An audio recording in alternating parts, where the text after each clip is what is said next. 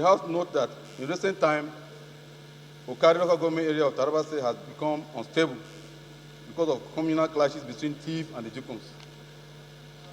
Aware that the clashes started simply from the disagreement between two persons from the two ethnic groups. Also aware that several settlements in the following wards were affected: Kente Ward, Sokundi Ward, Pantaje Ward, Dibu Ward, Hospital Ward, Avdi Ward, Rafinkada Ward, Puje Ward, and Tunku Ward. Also aware that in addition to the destruction of houses and infrastructure, including schools, health facilities, and even places of worship, several people have been killed in the internecine feud between the two tribal groups. Informed that, as at the last count, not less than 10,000 people have fled their homes and their foodstuff completely destroyed, and those rendering them as internally displaced persons. Also aware that in some places, security agencies were overwhelmed, and as such, could not contain the killings and destruction of property. Cognizant of the fact that affected persons are poor people who live in thatched roof houses and are now at the mercy of nature as the rain has set in. Resolved to urge the security agencies, in particular, the Army, to increase its presence in the affected communities until peace is restored.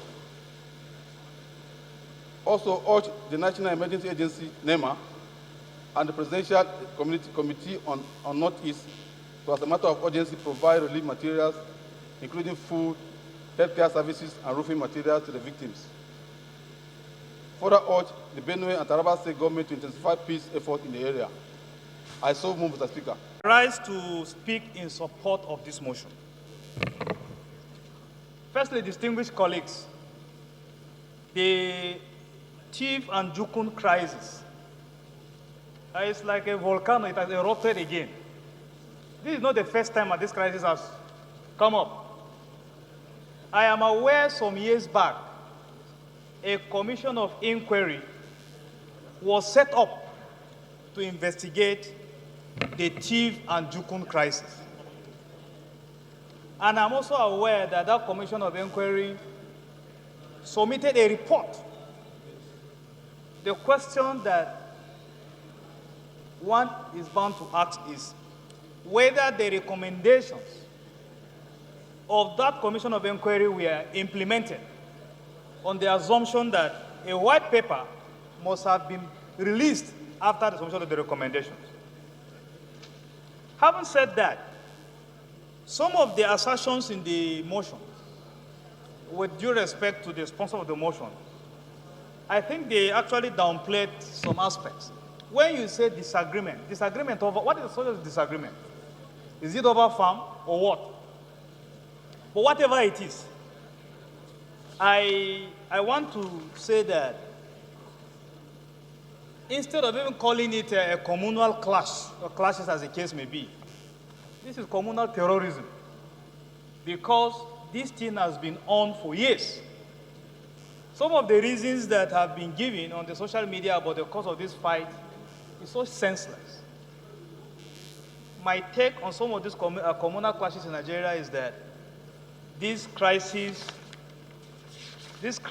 are senseless, shameful, and primitive. There's no sense for it. Now, here we are again. And in the prayers, I was actually surprised that there is no prayer for the apprehension of the perpetrators of these heinous crimes to be brought to justice. Is it what we want?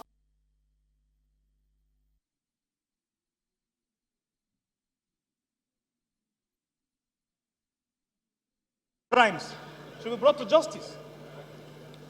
I believe that in the absence of a prayer like this, it's like whitewashing these grave crimes. Like I said earlier, this problem of Tiv and Jukun has been an old plague. It has resurrected, and I believe that the concerned authorities will actually be allowed to their responsibilities to actually implement the recommendations of the Commission of Inquiry. I remember that inquiry was headed by a present Justice of the Supreme Court. I'm aware of that. And I know that they made recommendations which ought to be implemented. Having said that, I urge my colleagues to support this motion. Thank you very much. I will move my motion for adjournment so at the appropriate.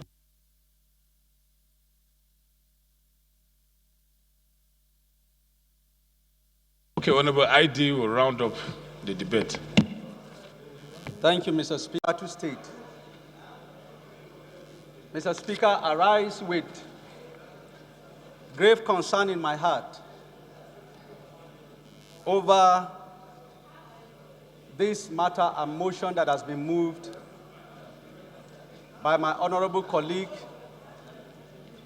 over the hostilities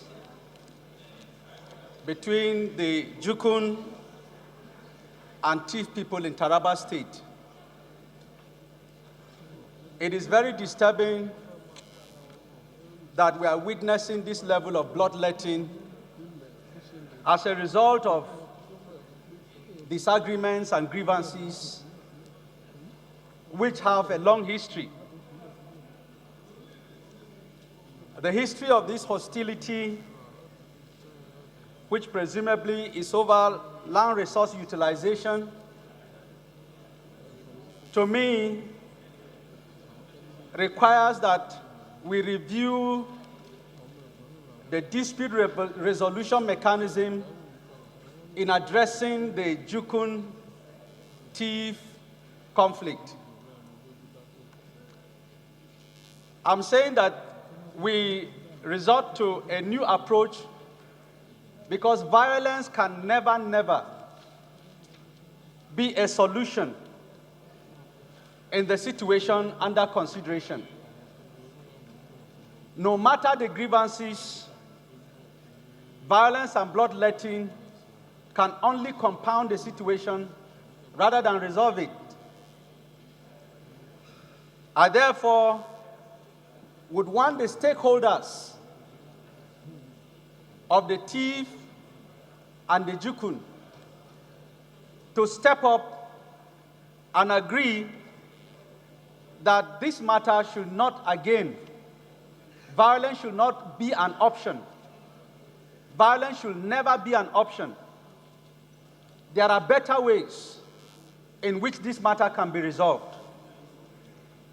And to that extent, I want to say I condemn in strong terms these killings and violence, that no matter the grievances, these communities that have a long history of cohabitation, that ordinarily should coexist as neighbors, should from now hence, if they cannot talk to themselves, they should allow other communities and other Nigerians to wade into this matter.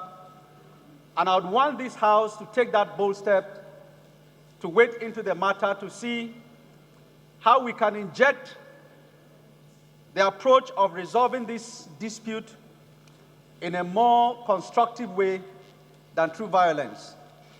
That would be my submission. Thank you, Mr. Speaker and honorable colleagues.